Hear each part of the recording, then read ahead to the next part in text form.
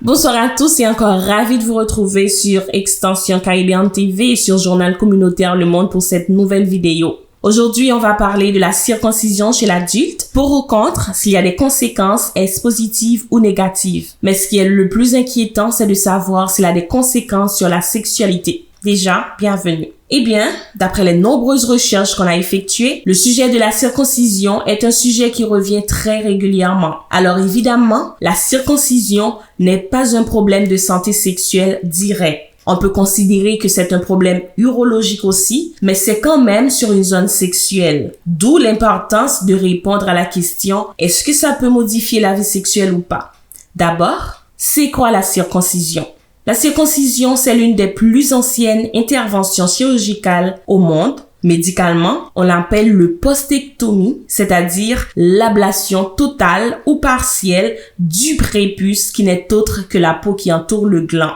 Et d'après les chiffres de l'OMS, qui est l'Organisation mondiale de la santé des années 2010, une personne sur 3 dans le monde serait circoncis. Il y a des situations où médicalement, c'est recommandé quand il y a des infections répétées, des mycoses de façon répétée, par exemple chez les personnes qui sont diabétiques ou qui ont fait tellement d'infections que c'est infecté et enflammé de façon très régulière. Et donc, on leur propose la circoncision pour soulager et améliorer les chances de ne plus avoir de récidive. On peut aussi avoir une circoncision pour des raisons dermatologiques. Par exemple, si on a un lichen scléreux au niveau du prépuce, qui est une maladie où la peau perd de son élasticité, avec des fissures, ça tire, ça fait très mal, la peau se rétracte. Ou un psoriasis très sévère, selon Wikipédia, qui est une maladie inflammatoire systémique et chronique à médiation immunitaire, affectant principalement la peau, mais aussi d'autres organes.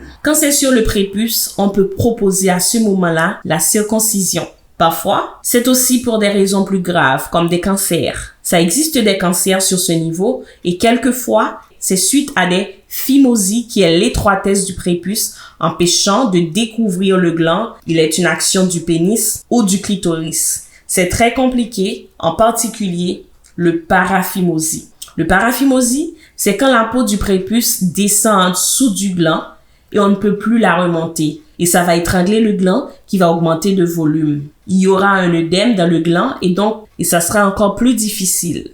Le risque, c'est évidemment que ça s'infecte, ça nécrose. Donc, il y a quelques situations médicales où la circoncision paraît une des options la plus intéressantes, parfois même la seule option pour traiter. Mais on peut avoir aussi des circoncisions pour d'autres raisons. Ça peut être pour convenance personnelle. Une personne peut dire « Ah, ça me gêne, ça me tire, ça me fait mal », par exemple, lors des rapports sexuels. Ça peut être aussi pour des raisons personnelles, culturelles, religieuses ou autres. Parfois pour des raisons d'hygiène, parce qu'on pense que ça va améliorer notre hygiène. Mais il y a quelques études qui ont montré que le fait d'être circoncis diminuait légèrement, j'ai bien dit, diminue légèrement les risques d'infection, en particulier les IST.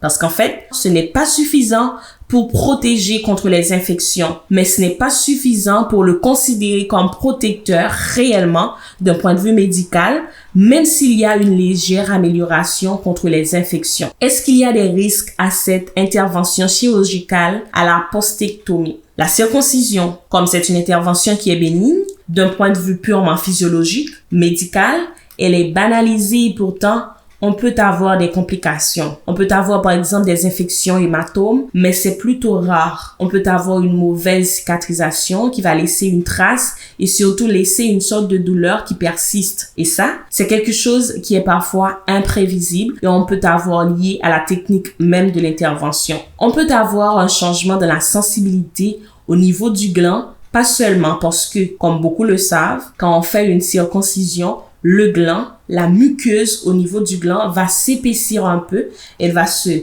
dermatite, c'est-à-dire elle va devenir un peu plus proche de la peau que de la muqueuse. Donc, la sensibilité change. Mais ce n'est pas que ça. Il y a un changement aussi qui est lié à la technique de la chirurgie et aux terminaisons microneurologiques. Et ce changement de sensibilité, est-ce qu'il va être positif ou négatif sur la sexualité.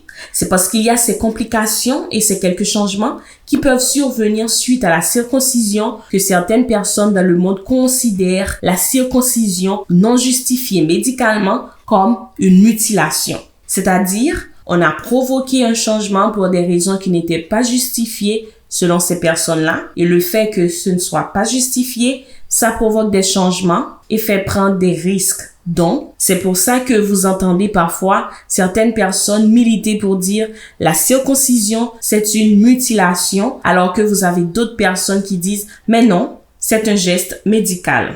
Comme vous voyez, il y a des situations où c'est tranché, c'est clair, et il y en a d'autres où c'est pas clair. Et ça suscite souvent beaucoup de réactions. Alors, est-ce que ça donne des conséquences sur la sexualité? Figurez-vous que pendant très longtemps, ils ont pensé que la circoncision pouvait même être un traitement de l'éjaculation. Eh bien, les études montrent que le nombre d'hommes qui ont une éjaculation précoce est à peu près le même chez les hommes circoncis que non circoncis. Probablement parce que l'histoire de la sensibilité, de l'excitabilité lors de l'éjaculation est plus profonde qu'en superficie.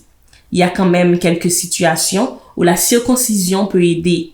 C'est s'il y avait une hypersensibilité du gland liée au fait qu'il y avait des inflammations régulières à cause du phimosis, etc. Dans le cas d'un adulte, avant de proposer la circoncision, il y a un test simple. On applique un traitement hyposensibilité sensibilisant.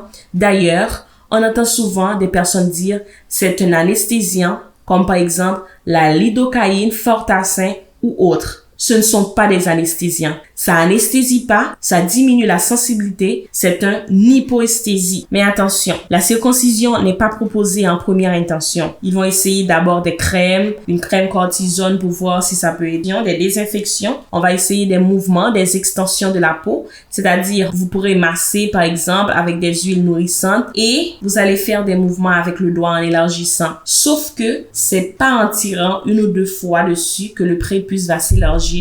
Il existe d'autres facteurs qui rentrent en ligne de compte et c'est plutôt lié à des anxiétés, à des angoisses de performance et manque de confiance, etc. Ce qui est hyper fréquent. Donc, il faut toujours essayer d'autres méthodes avant de précipiter dans la circoncision. Il n'existe pas d'âge pour la circoncision qui justifie d'une raison médicale. Elle peut être pratiquée tout au long de la vie. Cependant, elle est rarement justifiée chez les plus jeunes. J'espère que la vidéo vous a plu. N'oubliez pas de mettre un like si vous avez aimé, de partager et de vous abonner. Merci encore et à la semaine prochaine pour une autre vidéo. Au revoir.